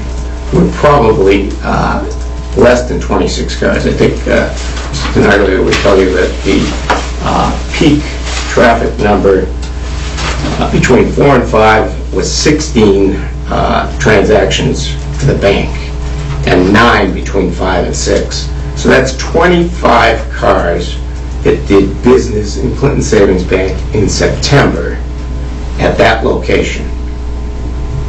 That 16 comes from an average of 18 during the month of August and 14 during the month of September. So we offered you an average of 16 between the 2 months. So it is. The whole month? No, on a day. Oh, thank you. That's the average, that's the average. So we're just flip-flopping this. This is not bringing anything new to that neighborhood. Nothing whatsoever. And to burden the bank with trying to solve Clinton Savings Bank's problem is just an unfair task to impose upon the bank. Any comments? Sir? Peter Ross, Public Way Safety Committee. Do you think Dr. David will leave the premises empty after you leave? I would have liked to have seen this considered as a new retail development across the street, with the premises that you currently occupy being used by some other business. It's only 1,400 square feet. It's very unlikely that another bank is going in there. It's more likely that the dentist will expand his office, or somebody with a small operation, be it a law office, a real estate office, a psychiatrist or a psychologist or something, is going to go in there. 1,400 feet is not, why do you think the bank wants to leave? It's not, it doesn't work. That's understood, but some business is going to go in there, and I think that... But it's really not a knowable thing at this point. They can't make plans based on suppositions. You know, it could be something high traffic, it could be something no traffic, but there's really no way of knowing. And this total traffic count didn't take away the bank's traffic when he was factoring in the trips. In which case that's satisfactory, because you are recognizing that this is a new retail business across the street. That's in fact what we've got. And we've got 2 driveways going into it as well, one in and one out. So yeah, but now we have 2 driveways as opposed to where they are now, there's 1 driveway. Yeah, So we did review the Department of Transportation's report from this summer. Have a copy of that? Who has that? Yeah, I think, I read it. The part that was, stuck out for me is that, they talked about different areas where accidents are happening, and they talked about a lot of rear-end accidents happening in front of Bolton Office Park. So that's from the traffic backing up in the morning that wants, because of the light at Sugar Road, the traffic's backing up and the people on the right can't get onto the on-ramp heading south. And so the traffic's backing up to Bolton Office Park, and certain people are getting rear-ended. So, it is a tough area, and, I think you move there, it's a savvy move for a bank. You're closer to the road. You want people to pull in and pull out quickly to use the bank in the morning. So things are going to change. It's not just a flip-flop across the street. We don't know how it's going to change, but I think, you want to be there. I don't think it's so much about the square footage. I think you want to take advantage of that traffic. And so what's going to be the effect of cars pulling in and pulling out in the morning rush hour, and then what's going to be the effect of cars doing the same thing in the afternoon rush hour? So in the afternoon, you have the 2 lanes converging, coming off of 495, converging right there between your driveway and the one across the street for Bolton Corners. Pick up on that. So if that's the danger zone, folks leaving the bank towards the end of the business hours, towards 3 o'clock, 4 o'clock, there's a bunch of traffic there, folks are getting off of 495, they're heading west to Leominster. It's almost a racetrack of 2 lanes, and it's not your problem, but you're buying into it. 2 lanes converging into one. You got folks leaving the bank, the new location, taking a left and heading west and merging across effectively 3 lanes of traffic for a short period of time, 3 o'clock, 4 o'clock, when traffic is thick. Is it in the cards to throw a sign up and say, only a right-hand turn out just during that 1 hour of time from 3 to 4 o'clock? I think that would pose an inconvenience, because if you go east on 117, Yep. and then at some point you have to make... You gotta turn around, sure. And I don't know where you would do that, because if you do it where the country cupboard is... I think that's the natural spot. Right, so you go into the parking lot, now you're faced with the same thing again, except... But you don't, the only difference there, you're right, you don't have the congestion of the highway being right there and a 2-lane into 1 merge. I believe it says no U-turn in that parking lot. Technically, I mean, you can't burden another private landowner Yeah. with providing a turnaround for people. I agree with you, but I I want to think- finish. I agree with you, but I think the thought is you move it away from that epicenter of craziness, right? The 3-lane cross there. So I have a couple different comments. One is to the point here about there's now this open space over in Bolton Corners, and, you know, we can't, that's not the bank's problem. If and when somebody proposes to move in there, they'll be going through the same permitting, they'll be going through some permitting process. And then it's all their problem. And then it's all their problem. Yeah, no, but that's very realistic. I mean, if it's, you know, if it's a lawyer moving in there, you know, there may be, you know, a handful of cars per hour, per day, whatever. If it's a daycare center, it's a different story. Second thing, on the traffic on the traffic counts, there's some portion of that that's ATM traffic. And people that are going back and forth, you know, that are during the, you know, they're going to take whichever way is easier. So now they'll go in the morning and kind of, you know, hop off 117, go through, and then just get right back in their spot in the line. So you're going to be reducing the amount of traffic. You're not going to have as many left turns going out of there. Because the right turns now are people going to use the ATM and then coming out, you know, and getting back into traffic. And the third thing is, the light at Sugar Road gives you some little breaks where you can merge into traffic there. Sure. So it's not it's not gridlock there all afternoon. You have some gaps in there where the 2 lines do funnel in. And to a certain degree, you know, people are generally reasonable-ish. You're optimistic. That's why the issue's there. But I mean, people do let other people in. And David, if those statistics are correct, that between 4 and 6, it's approximately 25 cars that are doing business with the bank. Sure. Okay? Maybe 1/3 of those are going to the right, and maybe... No, I hear the argument. The numbers are lot. minimus. And there's still a tough left turn coming out of the existing place. So the level of service going into the bank with a left-hand turn is level A when you're heading west. The left-hand turn coming from the new site or the left-hand turn coming from the old site is an F, no matter what. So we're not making it any worse. As long as that location, the vacated location, stays unleased, I agree with you. You know, but we're not taking away the permit and mothballing that location. It's going to be something else. But I agree. It's not going to be a bank. Really? Yeah. You don't think a video parks in there? Maybe it's somebody from Buffalo, like... Oh, I don't know. I think... You know something we don't know? No, not at all. But I think if this town continues, and this section of town continues, the way we see it continuing right now, real time, with the salt box going on and assisted living going on, I think we have to think about that. I hear your argument about the numbers. I mean, we're talking about small numbers, but there is an impact. It's not fair to say, I mean, it's a zero-sum game. It's not zero-sum. What's the solution anyway? I mean, is it something that they can do, or is it's a state highway? I agree with you, and the only solution I can come up with, standing at that intersection for about an hour and just looking at it, I mean, how do you fix this? Is to prohibit that type of a turn. I mean, on certain busy roads, you know, there are no left turns, but who dictates that? The state. Well, it's a law.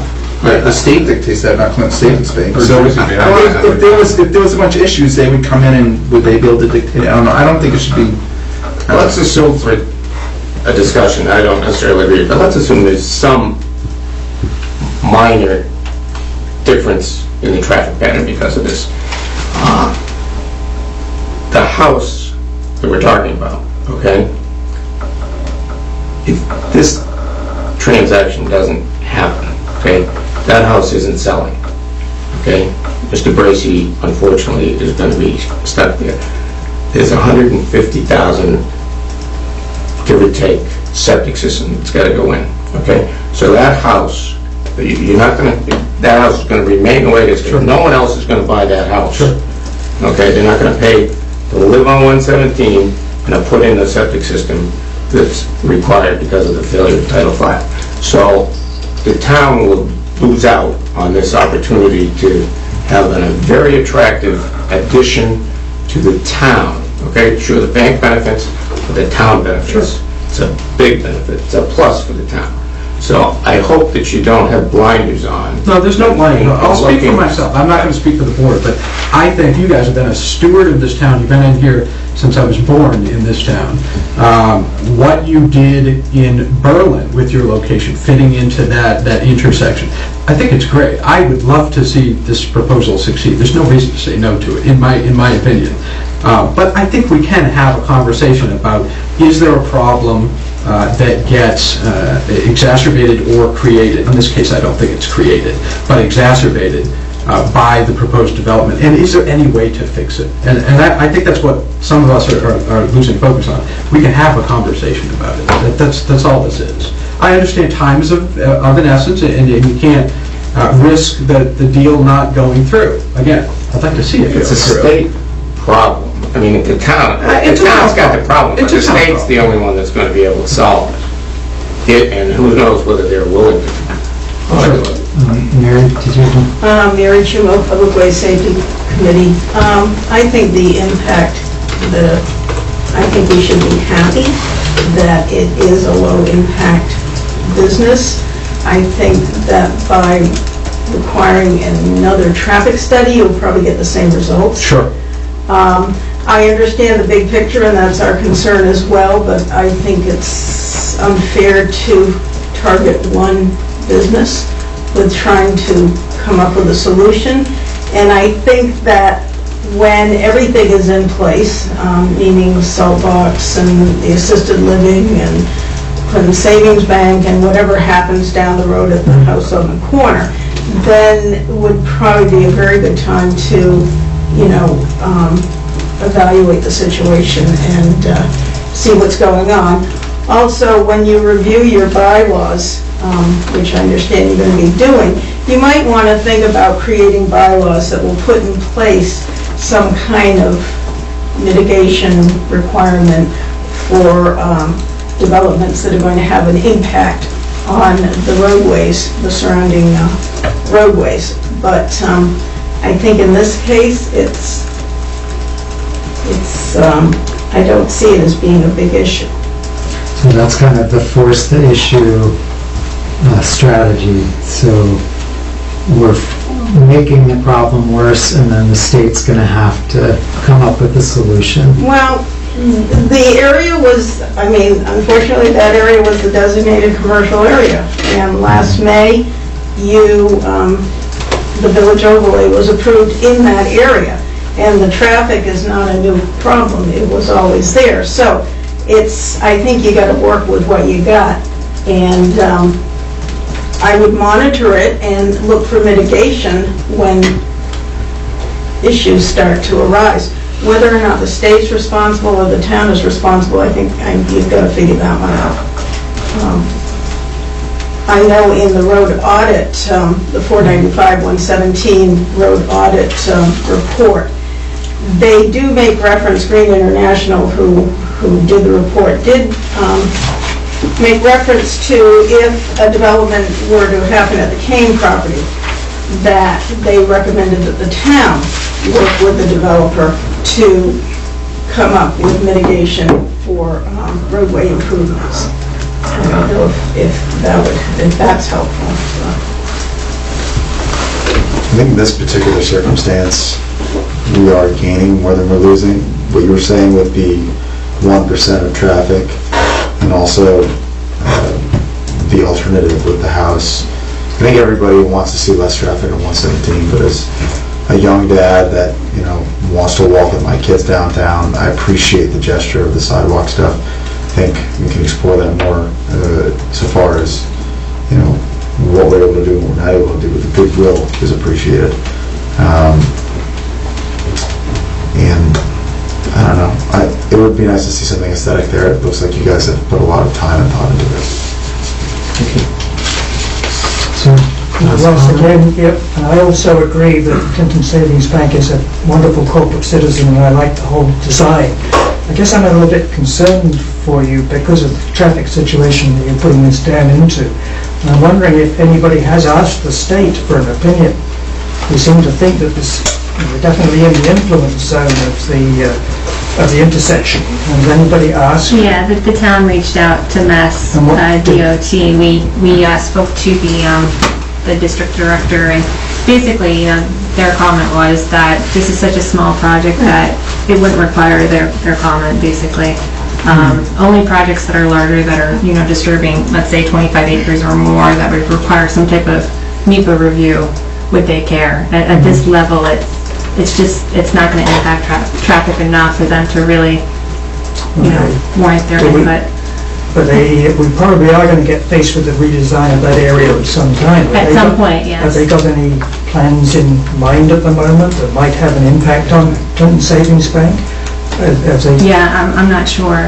Any way to I know find- it, possibly. I think in the near future, we will know their intention for Route 117, so that's, I think, partly why this conversation is probably a little bit premature, because you really need to know that before, we start discussing mitigation measures, I think. Yeah, I was more hoping that we could find out what they were doing so that we could protect Clinton Savings Bank's investment. Well, I think regardless, they're going to be working within their right-of-ways as it is, and Clinton Savings Bank's work is all outside of the right-of-way, so... Is it? For sure? Yeah. Okay, because there are a lot of places in town we don't know where the rights of way are. Well, right now, this whole discussion about 117 being taken over by the state, the state already owns the road. The state is able to do whatever it wants to do on the road now.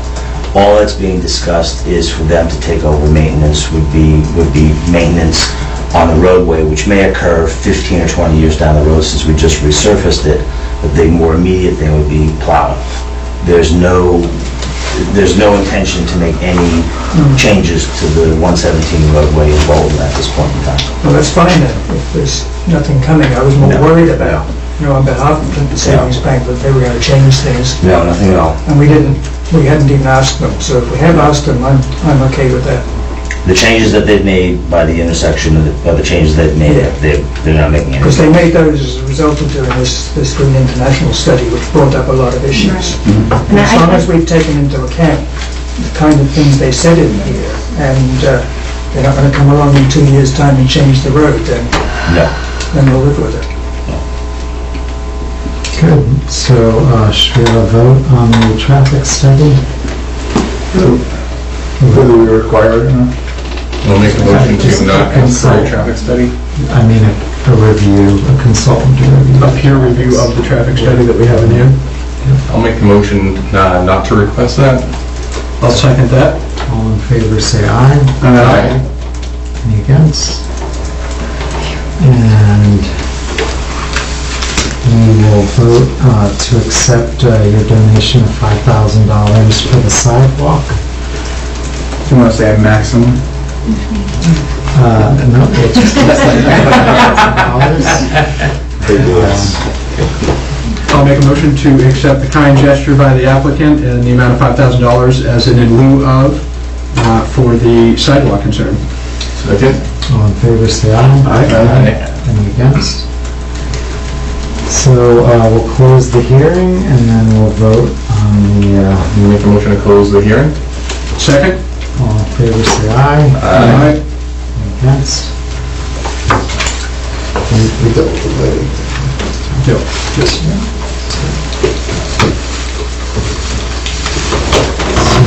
we have a motion to...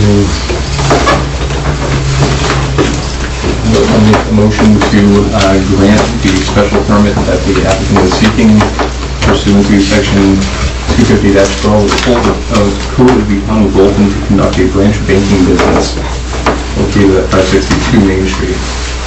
Second. All in favor, say aye. Aye. Any against? Congratulations. Thank you. Thank you very much. Appreciate your interest and attention. Very interesting. Glad we could work it out. Thank you. So when do you start? Oh, we got some more. I hear the beeping right now.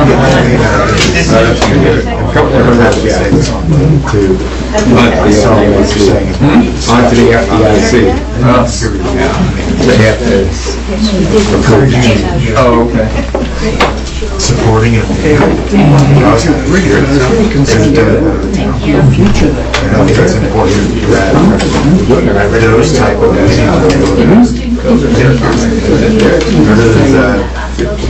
passionate discussion. To live with. What was it? Just in terms of where we approach and where we don't, where we cannot see what John was saying. Because I think he was suggesting and he was supporting your opinion, which I probably would agree with. I think it would be great. If it's not in our, I think it's great if they donate what they did. But we could look at how to move forward and say, okay, if you want to push that issue, then we will see if we can put it in, because I think it's right. I don't want to be strollering over gravel or whatever, and then next to the next sidewalk. Yeah, I think the solution was, what happened was the good one, because there are a lot of other factors involved, namely, parking for that field, didn't want to hold them up for that. Sure. I just, and totally point taken, I think it's a great solution. I just resent the idea that, I have it. first of all, you as a chairman, second, you as a citizen, and third, you as a landscape expert, cannot passionately have some kind of discourse where it's not it's not an illogical thing you're saying. Yeah, it felt very political, but, I think it went well. Make a motion, we close the meeting? Is there anything else? 1 second. There's no business on the agenda. Just if there's any little things Erica wants I just to wanted to... resolve. No, I don't think so. The only thing I wanted to just verify were the meeting dates for November. Just populated now. I think I had set them for the 5th and... I have it here somewhere. So 11? I had set it for November 5th and 19th, but I realized that that's actually the 1st and 3rd Wednesday of the month and not the 2nd and 4th, and I just wanted to make sure everyone was okay with the 5th and the 19th then. I will be traveling on the 19th. I will be here for the 5th. Yeah, I might be closing on my house on the 21st. 19th might be tough. If we could do the other Wednesday, it'd be easier. But I could probably... Well, that's Thanksgiving though, the 4th. Oh, good point. Then you know what? It's better. So it's... Do we want to stick with the 5th only then, or do No, I which could- would be the I can do it, I can second do it. Wednesday of the month, which would be our normal thing? Well, it's gonna be Bolton Office Park is next. That'll be the 22nd, depending on how that You'll goes. need to be there for that one. Yeah, that was Right. interesting. So I guess that's the first question is, will everyone be here on the 22nd Of October. of October? Because I'll need all Okay. 4. I should have asked that, I guess, when we continued the hearing. So hopefully... Hopefully. I might...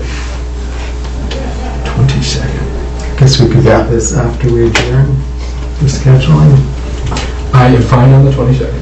Yeah, 22nd's good. I'm fine. 22nd. I'm old school, my schedule's up here, I'm fine. Oh, geez. Okay. Not much else. You're so Schedule's gone. up there. I tried to do that. It doesn't work very well anymore. Don't put anything on your schedule, there's not much to remember. I love that. That'd be very interesting. So we're good for November 5th. I'm going to schedule the hearing for Clinton Savings, or not Clinton Savings Bank, excuse me, Century Mill Estates to modify the subdivision, Oh, yeah, the hours of that'd be fun. operation. So I'll go for that date if we have everyone here. I was actually going to ask you, has there been any findings or any issues? It's been very quiet. I asked as well, yeah. Really? Yeah, because we had a site They visit watched today, the and tape. he said, he's like, we've been really trying to follow the hours. We've even been stopping at 4 to 5 and not 5, and so I think he just doesn't want to get ticketed. So it was a good route to go, I think. It's disappointing that you have to threaten, but I mean, a lot of people came in, so, Yeah, Yeah. there was some passion coming through the microphone when I was listening to it. yeah. Well, I also think they're probably policing the area themselves and have made it clear as a community that we can't do that. Well, I think That was the message you made. there is. You gotta tell us, you gotta tell everybody. Yeah. We can't do this ourselves, so, no, that's good. Yep. Oh, you were watching. Oh, I watched it. Yeah. About 5 minutes, I'm glad you... Oh, I watched the whole thing. Spent about 3 hours last night. Oh, geez, you only had to watch the one hearing. I got something. So interesting. So, motion to adjourn. Second? All in favor, say aye. Aye.